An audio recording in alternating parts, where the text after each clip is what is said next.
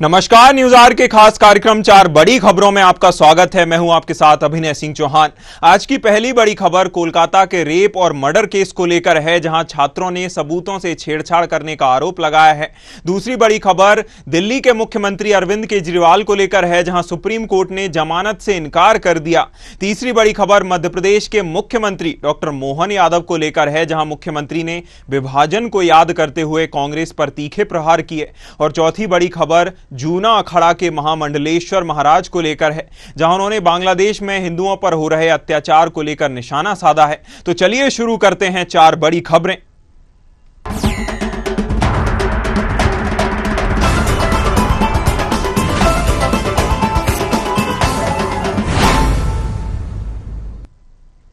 कोलकाता में trainee doctor rape murder case में अस्पताल प्रशासन पर लगातार सवाल उठ रहे हैं, जहां आरजीकर मेडिकल कॉलेज के स्टूडेंट ने आरोप लगाया कि अस्पताल प्रशासन सबूतों से छेड़छाड़ कर रहा है। छात्रों ने वीडियो शेयर करते हुए कहा कि सेमिनार हॉल से 20 मीटर की दूरी पर चेस्ट डिपार्टमेंट के ऑफिस में तोड़फोड़ हो रही है। पुलिस के सामने रेनोवेशन के नाम पर सबूतों से छेड़छाड़ हो रही है। एक दिन पहले सीबीआई ने मामले की जांच शुरू कर दी है।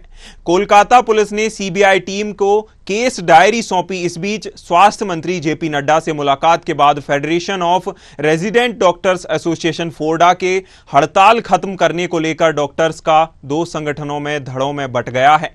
वहीं केस सीबीआई को सौंपने को लेकर देरी से सौंपने पर भाजपा लगातार बंगाल सरकार पर हमलावर है। खबर पर हमारे साथ चर्चा करने के लिए एएल द्विवेदी जी वरिष्ठ पत्रकार जुड़े हुए हैं। एएल जी, जिस प्रकार से इस मामले में एक के बाद एक तथ्य निकलकर सामने आ रहे हैं और अब छात्रों ने रेनोवेशन के नाम पर सबूतों से छेड़छाड़ करने का आरोप लगाया है, इसे आप किस प्रकार से देखते हैं? निश्चित तौर पर ये बहुत ही गंभीर विषय है और कहीं ना कहीं इसमें अब जांच जिस प्रकार से सीबीआई को सौंप दी गई है, तो जो वो एरिया है उसको कहीं ना कहीं अब प्रोटेक्टेड करना चाहिए और इसकी जिम्मेदारी वहाँ की राज्य सरकार और राज्य के जो मंत्री हैं और राज्य की जो प्रशासनिक अमला है उसमें कहीं ना कहीं उनके ऊपर ये जिम्मेदारी बनती है। क्योंकि अब जब सेंट्रल इन्वेस्टिगेशन की जब टीम आएगी तो वह निश्चित तौर पर नए सिरे से पूरे सबूतों को इकट्ठा करेगी और उसके आधार पर केस को फाइल किएंगे और जो आरोपी हैं और जो लोग हैं उसके आधार पर चार्जशीट वगैरह आगे जाकर के न्यायालय में पेश होगी। जी बिल्कुल, चार्जशीट न्यायालय में आगे चलकर पेश होगी। कोलकाता पुलिस ने तो सीबीआई को केस डायरी सौंप ही दी है और मामले की बागडोर भी अब सीबीआई के हाथों में है। हालांकि जिस तरह से सीबीआई जांच कराने में देरी की गई और सरकार ने तो अंतिम समय तक इस सीबीआई जांच को टालने का प्रयास किया, लेकिन जिस प्रकार से हाईकोर्ट ने इसमें हस्तक्षेप करते हुए सीबीआई जांच के आदेश दिए, इसमें क्या सरकार अपना पल्ला झाड़ रही थी? सरकार यह नहीं चाहती थी कि सीबीआई जांच हो, इस मामले में कुछ नए तथ्य निकलकर सामने आए?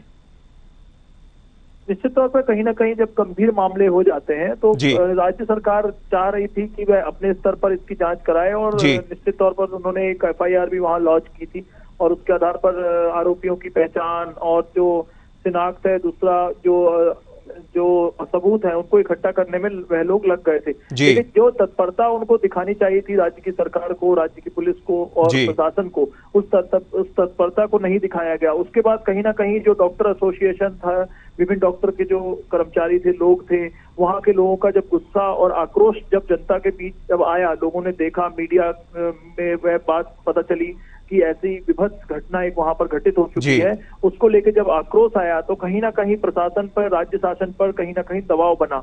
दबाव बनने के बाद उन्होंने जिस प्रकार से आनन फानन में सीबीआई को ये जांच सौंपी है, वह भी कहीं ना कहीं एक प्रश्न चिन्ह लगता है। क्योंकि अगर उनको ये जब जांच सौंपनी थी तो वह पहले भी दे सकते थे, लेकिन आनन फानन में उनको ये जांच सौंपना, फिर वहां के लोगों का आक्रोश देखना, तो इसमें कहीं ना कहीं राज्य की जो सरकार है और राज्य का जो प्रशासन है उसकी मंशा स्पष्ट झलकती है। जी बिल्कुल एएल जी, जिस प्रकार से एक और केस था जिसमें कहीं ना कहीं सरकार सीबीआई को रिपोर्ट सौंपना नहीं चाहती थी, लेकिन जिसके बाद फिर जो शेख शाहजहां का था उसमें भी इसी तरह का एक मामला कोई और था, लेकिन सीबीआई हाईकोर्ट के आदेश के बाद सीबीआई को जांच सौंपी गई। हालांकि अब तक जांच पूरी नहीं हो पाई है, लेकिन जिस प्रकार से अब सीबीआई को लेट केस सौंपने को लेकर और भाजपा की ओर से लगातार सवाल खड़े किए जा रहे हैं, लगातार सवाल उठाए जा रहे हैं कि इस मामले में बंगाल सरकार मिली हुई है और आरोपियों को बचाने का प्रयास कर रही है,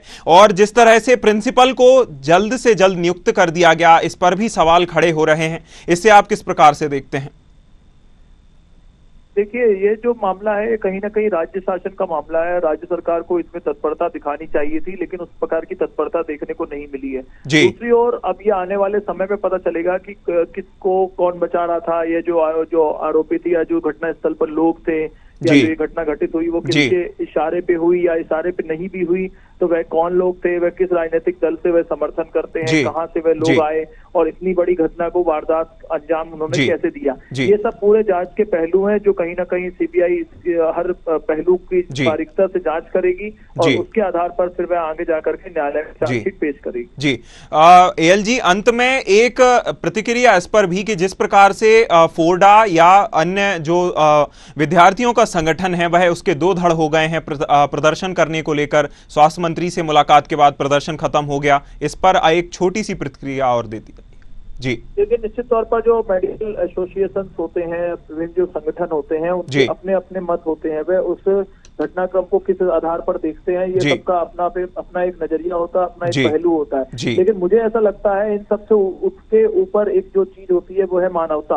अगर किसी व्यक्ति या किसी महिला के ऊपर या किसी पुरुष के ऊपर अगर ऐसी घटना घटित होती है तो मुझे ऐसा लगता है कि ऐसे सभी जो भी संगठन है उनको एकजुटता दिखाना चाहिए और एकजुटता के आधार पर उनको सामने आकर के अपनी बातों को सामने रखना चाहिए, ना कि हड़ताल में कोई हड़ताल पर जाए और कोई हड़ताल पर ना जाए और विभिन्नता दिखाएं। ऐसी विभिन्नता ना दिखाते हुए एकजुटता दिखाकर ऐसे मामलों का निपटारा करना चाहिए और सब इकट्ठा होकर के कहीं ना कहीं राज्य शासन पे, प्रशासन पर ऐसा एक दबाव बनाना चाहिए जिससे जल्द से जल्द जो प्रार्थी है, जो आरोपी है वह गिरफ्त में आए और जो लोग जो निर्दोष हैं और जिनने ये घटना जिनने घटना घटित की है, जिनके द्वारा हुई है, उनको कड़ी से कड़ी कार्रवाई और सजा मिले।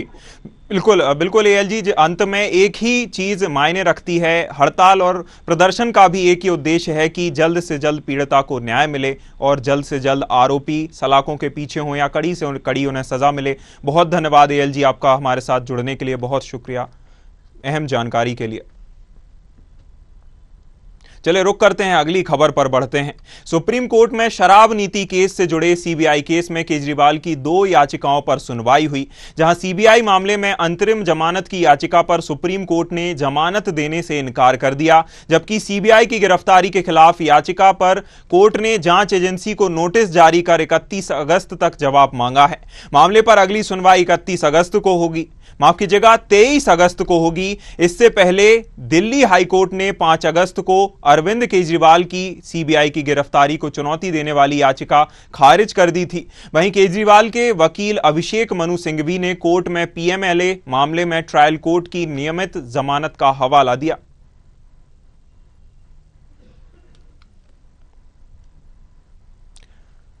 तो खबर दिल्ली के मुख्यमंत्री अरविंद केजरीवाल को लेकर है, जहां सुप्रीम कोर्ट ने शराब नीति केस से जुड़े सीबीआई केस में केजरीवाल की जमानत से इनकार कर दिया है। खबर पर ज्यादा जानकारी के लिए हमारे साथ चर्चा करने के लिए डॉक्टर आलोक सोती राजनीतिक विश्लेषक जुड़े हुए हैं। आलोक जी, सुप्रीम कोर्ट ने पहले एक बेंच ने सुप्रीम कोर्ट की इन्हें जमानत दे दी थी, उसके बाद हाई कोर्ट ने जमानत को से इनकार कर दिया। अंतरिम जमानत सुप्रीम कोर्ट की ही एक बेंच ने दी थी और अब इसे इनकार कर दिया गया है आज। इसे आप किस प्रकार से देखते हैं आलोक जी? देखिए, सिंगल बेंच की ब्रांच थी जिसने दिया था, जज की थी, और अब की बार डबल जज में ये केस गया था क्योंकि इसमें सीबीआई ने ऑब्जेक्शन किया था। और चूंकि केजरीवाल साहब अपने स्वास्थ्य को हवाला देते हुए बता रहे कि उनके स्वास्थ्य जो है ठीक नहीं है, इस आधार पर उनको अंतिम जमानत दे दी जाए, जिसको खबरें आ रही हैं कि जिसको जो है इनकार कर दिया गया है। और दूसरी एक याचिका उन्होंने लगाई थी कि जो उनकी जो गिरफ्तारी हुई है वो गैर कानूनी है, इस तरीके से नहीं होनी चाहिए।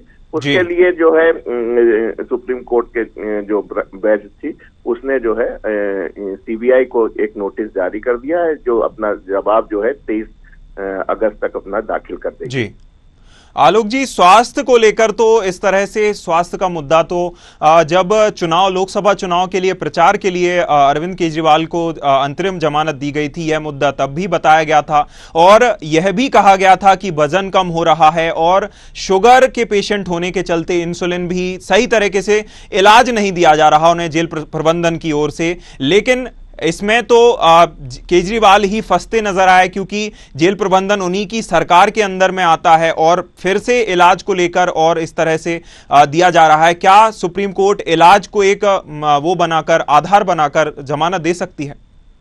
देखिए, जब तक आप गंभीर रूप से नहीं बीमार होते हैं, जैसे आपने देखा था पहले सत्येन के केस में देखा था, सत्येन जैन में, जब उनकी स्पाइनल कॉर्ड का ऑपरेशन होना था, ऑपरेशन जो है जेल में नहीं हो सकता था, उसके लिए अस्पताल में भर्ती होना था, तो उस आधार पे आपने देखा था सत्येन जैन को जो है जमानत दी गई थी और उन्होंने जो है अपना स्वास्थ्य लाभ जो है अस्पताल में उठाया था। जी। तो अगर जब तक इस तरीके की स्थिति नहीं पर होती है कि जिसमें जो है आरोपी को जो है अस्पताल में भर्ती करना पड़े, तब तक नहीं लगता है कि उनको जो है आसानी से जमानत मिल सकती है, क्योंकि जेल प्रशासन जो है वो दिल्ली सरकार का है और दिल्ली सरकार में कई बड़े अस्पताल भी आते हैं जिसमें जो है नामी गामी डॉक्टर्स रहते हैं। उनकी देखरेख में, उन डॉक्टर के पैनल की देखरेख में माननीय अरविंद केजरीवाल साहब चूंकि अभी भी मुख्यमंत्री हैं, उन्होंने इस्तीफा नहीं दिया है, तो उनका जो है इलाज होता रहता है। तो जब कभी ऐसी नौबत आती कि अस्पताल में हॉस्पिटलाइज होना होता है, तब आपको इंतरिम जमानत दे दी जाती है स्वास्थ्य के आधार पर। जी। इंडिया गठबंधन के कई नेताओं की ओर से और आम आदमी पार्टी के कई नेताओं की ओर से भी यह कहा जा रहा था कि जिन आधारों पर या जिस तरह से मनीष सिसोदिया को जो जमानत मिली है, उन्हें पूरी जमानत मिली है, अंतरिम जमानत नहीं मिली है, तो क्या उन्हीं आधारों पर केजरीवाल को जमानत दिलाई जाएगी? क्या 23 अगस्त को जब अगली सुनवाई होगी सुप्रीम कोर्ट में इस मामले की, क्या उन आधारों को भी दलील रखी जा सकती है केजरीवाल के वकील की ओर से? आलोक जी, देखिए, केजरीवाल के जो वकील हैं अभिषेक सिंघवी साहब, उन्होंने ही संजय सिंह और मनीष सिसोदिया को ही का केस लड़ा था और उनको जमानत दिलाने में सफल हुए थे। तो जाहिर सी बात है, आज जो भी जिरह हुई होगी उसमें पूरे कारण तो वो भी रखे गए होंगे जो संजय सिंह और मनीष सिसोदिया के केस में रखे होंगे, क्योंकि वकील एक है, केस भी बिल्कुल एक ही है, शराब घोटाले का केस है, तो वो आधार रखे होंगे। लेकिन आज अभी पूरा जब जजमेंट नहीं आ रहा है, तो हम लोग निर्णय नहीं ले सकते कि किस आधार पे उनकी जो है जमानत, अंतरिम जमानत याचिका को उन्होंने खारिज किया है। लेकिन समझने वाली बात है कि इसका मतलब है कि मसला गंभीर है, कुछ ना कुछ सीबीआई की तरफ से भी बात रखी गई, उनके वकीलों ने भी अपनी जो है तर्क रखे होंगे जिसकी वजह से उनको अंतरिम जमानत नहीं मिली। लेकिन जो दूसरा है कि उन्होंने कहा कि गिरफ्तारी गैर कानूनी है, उस पे जो है सीबीआई से उन्होंने रिपोर्ट मांगी है, जिसका जो है अगली डेट 23 अगस्त मिली है। जी आलोक जी, अभी 2 बार जो सुप्रीम कोर्ट से जमानत दी गई, जस्टिस संजीव खन्ना की बेंच ने, जैसा कि अरविंद केजरीवाल को दोनों बार ही अंतरिम जमानत दी सुप्रीम कोर्ट से, इसमें एक यह भी पक्ष निकलकर सामने आया था और सोशल मीडिया पर या अन्य जगहों पर भी इस चीज की बहस हो रही थी कि जो मेरिट्स ऑफ द केस हैं उन पर चर्चा ना करते हुए जो नैतिकता के आधार हैं या अन्य कई आधारों को लेकर उन्हें अंतरिम जमानत दे दी गई। तो क्या इस बार भी जो हमें अगली जो सुनवाई होगी, क्या मेरिट्स ऑफ द केस पर ही चर्चा होगी या अन्य किसी आधार को बनाया जाएगा? आधार देखिए, जहाँ सुप्रीम कोर्ट का सवाल है, उनके निर्णय पे हम लोग उंगली नहीं उठा सकते, क्योंकि अदालत की अवहेलना होगी। सुप्रीम कोर्ट के जो जज हैं सर्वमान्य हैं, उनको कानून हम लोग से बेहतर आता है। तो जिस आधार पर उन्होंने दिया था, रिटन जजमेंट लिखा जाता है, जिसकी जो है अगर आप नहीं सेटिस्फाई हैं तो उससे बड़ी बेंच में जा सकते हैं। इस तरीके की आपके पास रहती है, आप प्ली कर सकते हैं। अगर जमानत सीबीआई अगर जमानत नहीं के अगेंस्ट जाती है तो बड़ी बेंच में जा सकती है। लेकिन यहाँ समझने और जानने वाली बात है कि जो अंतरिम जमानत उनको मिली थी वो इलेक्शन के दौरान मिली थी कि वो ये दिखाना चाह रहा था देश को, दुनिया को, कि जो भारत वर्ष में जो इलेक्शन होते हैं वो फ्री एंड फेयर होते हैं। इस तरीके से नहीं होते हैं कि सारे बड़े नेताओं को आप जेल में बंद कर दीजिए और उसके बाद इलेक्शन कराए, जैसा कि आपने पाकिस्तान में, वो बांग्लादेश में होते हुए देखा था कि जो जिया खालिदा थी उनको जो है जेल में बंद कर रखा था बीएनपी पार्टी की, और ज्यादातर पार्टियों के थे, और उसके बाद वहां पे इलेक्शन हुए।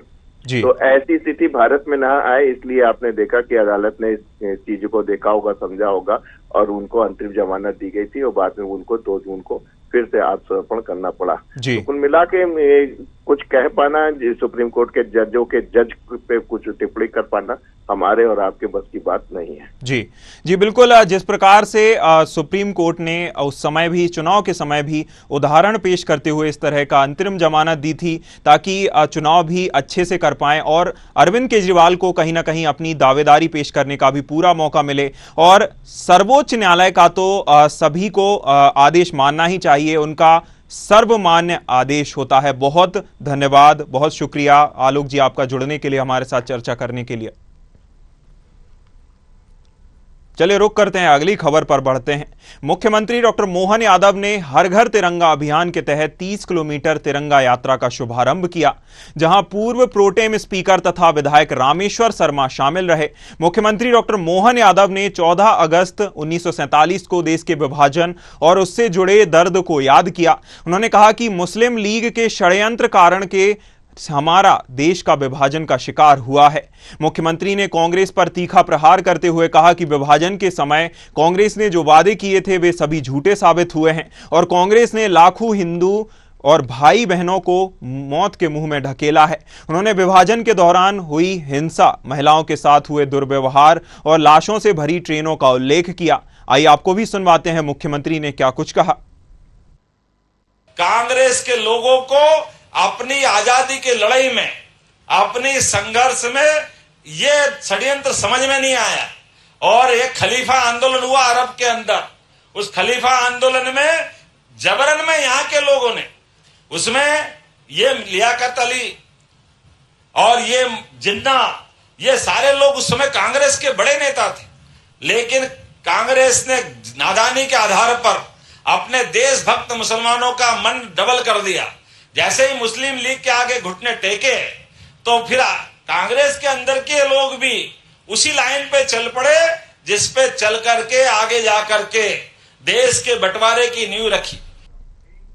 खबर पर हमारे साथ चर्चा करने के लिए सत्यम शर्मा संवाददाता हमारे भोपाल से जुड़े हुए हैं। सत्यम, जिस प्रकार से मुख्यमंत्री ने तिरंगा यात्रा के दौरान कांग्रेस पर निशाना साधा है, मुस्लिम लीग से कहीं ना कहीं कांग्रेस की तुलना की गई है, मुस्लिम लीग की विचारधारा से जुड़ा हुआ मुख्यमंत्री ने कहा है। मुख्यमंत्री के इस बयान में और क्या कुछ बातें निकलकर सामने आई हैं? सत्यम, देखिए, निश्चित तौर पर सीएम डॉक्टर मोहन यादव ने आज 14 तारीख को तिरंगा यात्रा में शामिल हुए थे, जो कोलार से निकलकर बैरागढ़ में 30 किलोमीटर की हजारों की संख्या में युवा थे। वो तिरंगा लिए हुए हाथों में कई गाड़ी वाहनों पर, अपने अपने वाहनों पर वो गाड़ी के पीछे चल रहे थे। करीब 7 kilometre CM doctor Mohan Yadav open गाड़ी में सबके साथ, जन समर्थन के साथ तिरंगा यात्रा निकालते रहे। इसके बाद देखिए एक और कार्यक्रम रखा गया था, जो विभाजन की विभीषिका स्मृति दिवस है। वो कार्यक्रम के दौरान वो सरोजिनी नायडू राष्ट्रीय महाविद्यालय में पहुंचे, जहां उन्होंने ये सब भाषण के दौरान कहा। उन्होंने साफ तौर कांग्रेस पर निशाना साधते हुए कहा कि उस समय जब 14 अगस्त 1947 को देश का विभाजन हुआ था, उसके जिम्मेदार जो जिन्ना की पार्टी थी और लियाकत अली और मोहम्मद जो जिन्ना थे, मुस्लिम लीग को उन्होंने आड़े हाथों लिया है। उन्होंने कहा कि मुस्लिम लीग के कारण ही जो आज देश का विभाजन हुआ है, पाकिस्तान बना है। उस समय जो विभीषिका, जिन लोगों ने इसका दंश झेला था, जो भारत से पाकिस्तान गए थे और पाकिस्तान से बहुत बड़ी संख्या में लोग इंडिया आए थे, लेकिन कई जगह कटे हुए जो लाशें मिली थी और ट्रेन से जब लोग आ रहे थे तो कहीं न कहीं लाशों के साथ लोग भारत पहुंचे थे। और वहीं पर जो पैदल यात्रा कर रहे थे, उसमें से जो जवान बेटियां थी, लड़कियां थी, उनके साथ दुष्कर्म या कुकर्म जैसी घटनाएं की गई। तो साफ तौर पर उन्होंने इसके लिए पूर्व की कांग्रेस सरकार को दोषी ठहराया। उसमें से भी कुछ उन्होंने ये भी कहा कि जो देशभक्त मुस्लिम से उनका डबल माइंड किया गया, खिलाफत आंदोलन के समय कई अरब में एक खिलाफत आंदोलन चल रहा था जिसमें इंडिया को भी इन्वॉल्व किया गया।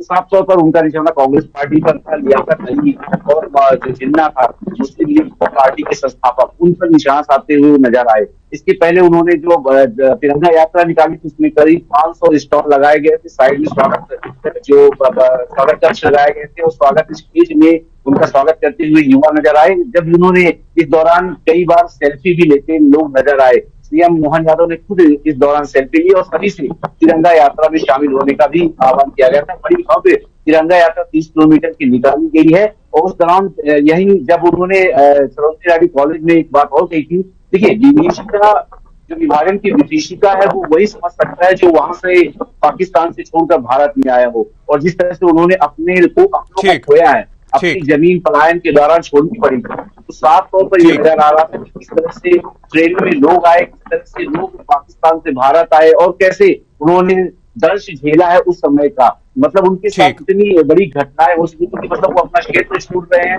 अपनी जमीन, अपना घर, अपने लोग छूट गए उनसे। कहीं किसी के पास बेटा नहीं है, किसी के पास बाप नहीं, कोई अकेला ही चला आ रहा है, कहीं कुछ भी। तो बड़ी संख्या में पाकिस्तान से बाहर करीब उन्होंने जब सीएम डॉक्टर मोहन यादव ने बताया कि 20 लाख लोग ऐसे थे जो उस समय प्रभावित हुए थे और 20 लाख लोगों के साथ साथ जो 20 लाख ऐसे भी परिवार, इससे ज्यादा की संख्या में परिवार थे जो अपना घर वहां से छोड़कर भारत आना पड़ा। हालांकि ये जब माना गया था कि पाकिस्तान का विभाजन जो हुआ है मुस्लिम कंट्री के हिसाब से हुआ है और इंडिया का जो विभाजन था वो सर्वधर्म से होकर आगे बढ़ रहा था। लेकिन इस पर उन्होंने कई बातें सीएम डॉक्टर मोहन यादव की और छात्राओं से भी आह्वान किया कि जो आजादी है वो हमें क्रांतिवीरों के कुर्बानी के कारण मिली, ऐसी सिंपल आजादी नहीं मिली है। तो हमें 14 अगस्त को भी ध्यान में रखना चाहिए और 15 अगस्त का स्वतंत्रता दिवस भी मनाया जाना चाहिए। सत्यम, इमरजेंसी हो या विभाजन विभीषिका हो, भाजपा कहती है कि जब हम अपने इतिहास को जानेंगे तभी बेहतर ढंग से आगे बढ़ पाएंगे, और कांग्रेस दूसरी ओर ये कहती है कि गड़े मुर्दे उखाड़े जा रहे हैं, हम पुराने दिनों को क्यों याद करें, हम आगे को बेहतर बनाएं। इसे आप किस प्रकार से देखते हैं? दोनों ही आगे बढ़ने के लिए दोनों ही पार्टियां कहती हैं, लेकिन दोनों ही पार्टियों के बयानों में या दोनों की विचारधारा में विरोधाभास देखने को मिलता है। अभिनय, देखिए सीएम डॉक्टर आज बयान में कहा है कि हमें अतीत से सीखने की जरूरत है, इतिहास से सीखने की जरूरत है। इतिहास फिर से नहीं दोहराया जाना चाहिए। जिस तरह से बांग्लादेश में हो रहा है, जिस तरह से श्रीलंका में हो रहा है, जिस तरह से पाकिस्तान में हो रहा है। कभी अखंड भारत ये माना जाता था, अखंड भारत के तहत ये कार्यक्रम जो देश था वो चल रहा था। लेकिन उसके बाद अफगानिस्तान अलग हुआ, पाकिस्तान अलग हुआ, श्रीलंका अलग हुआ, नेपाल अलग हुआ, म्यांमार अलग हुआ। तो भारत हर खंड खंड में बढ़ता चला गया है और इसमें जाति और जिस तरह से धर्म को लेकर के लोगों ने आपस में लड़ाया है भारत देश के नागरिकों को, उसकी वजह से ये विभाजन हुआ, जिसका नतीजा था कि जो मुस्लिम लीग बनी थी वो धर्म के आधार पर बनी थी, उसी की वजह से भारत पाकिस्तान का भी विभाजन हुआ था। हालांकि सीएम डॉक्टर मोहन यादव ने यह भी कहा कि कांग्रेस हमेशा से झूठ बोलती रही, 1947 में भी 14 अगस्त के तक वो झूठ बोलती रही कि देश का विभाजन नहीं होगा, लेकिन देश का विभाजन एक लाल लाइन के द्वारा कर दिया गया और कहीं न कहीं ये भारत की जनता के लिए बहुत बड़ा दुखदायी दिन था। और आज देखिए इस तरह से बांग्लादेश में भी स्थिरता नहीं है, पाकिस्तान में स्थिरता नहीं है। अपनी इकोनॉमी पूरे देश में पांचवी अर्थव्यवस्था है, वही अगले 30 साल में तीसरी अर्थव्यवस्था बनने की भी बात की जा रही है। तो निश्चित तौर पर हम पड़ोसी देशों से तो आगे हैं, लेकिन पड़ोसी को जिस तरह से गर्त में जा रहे हैं तो कहीं न कहीं ये सोचने का विषय है। और जिस तरह से कांग्रेस बात कर रही है तो क्यों नहीं याद किया जाना चाहिए, ये भी सवाल है। अपने अतीत से भी लोग सीखते हैं, अगर अतीत समझ में नहीं आएगा, इतिहास नहीं समझेंगे तो कैसे आगे चलेंगे कि कौन किस तरह की भाषा समझता है, कौन किस तरह से आगे आपको चालाकी कर सकता है। जैसे सीएम डॉक्टर मोहन यादव ने कहा कि हम बहुत अच्छे देश के वासी थे और हम हमेशा दूसरों की सहायता करने के लिए जाने जाते हैं, लेकिन लोगों ने हमसे चालाकी की, चाहे मुगल आए हों चाहे ब्रिटिश आए हों, तो लगातार चालाकी का भी शब्द उन्होंने उपयोग किया है। तो हमको अतीत से सीखने की निश्चित तौर पर जरूरत है, लेकिन इस पर देश को एकजुट होना पड़ेगा, कांग्रेस को भी एकजुट होना पड़ेगा और अतीत से सीखकर ही आगे बढ़ा जा सकता है। उसी दिशा में सीएम डॉक्टर मोहन यादव ने भी कहा है। बिल्कुल, जिस प्रकार से अतीत से सीखने की जरूरत है और आगे तभी बढ़ा जा सकता है जब हमें अपना इतिहास पता हो, अपने इतिहास की बेहतर जानकारी हो। सत्यम, बने रहिए आप हमारे साथ, हम आपसे चर्चा करेंगे।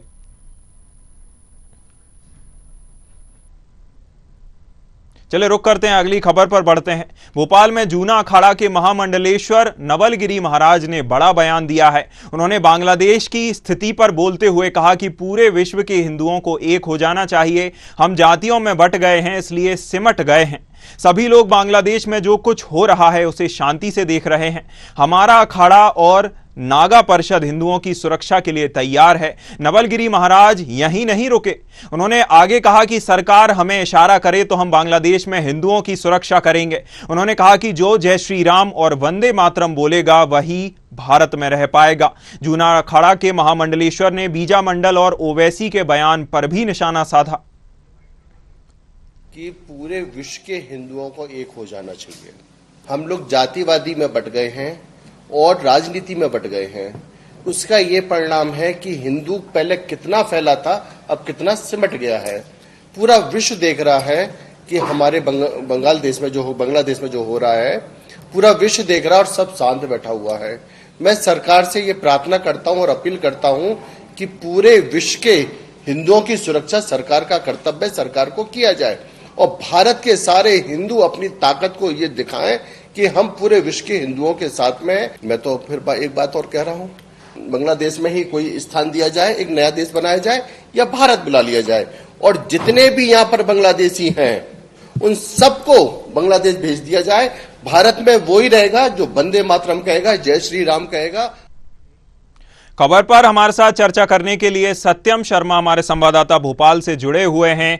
सत्यम, जो भी बांग्लादेश का है उसे बांग्लादेश भेज दिया जाए और जो भी हिंदुओं पर अत्याचार हो रहा है, यह महामंडलेश्वर ने जो बयान दिया है इसे आप किस प्रकार से देखते हैं? साथ ही साथ जैसा कि सरकार लगातार प्रयास कर रही है, सरकार की ओर से भी बयान निकलकर सामने आते हैं कि हम स्थिति को देख रहे हैं और स्थिति पर काबू किया जाएगा। इस पर जैसा महामंडलेश्वर ने कहा कि हमें अगर मौका मिलेगा तो हम बांग्लादेश जाकर भी हिंदुओं की सुरक्षा करेंगे, इस पर क्या कहना चाहेंगे सत्यम?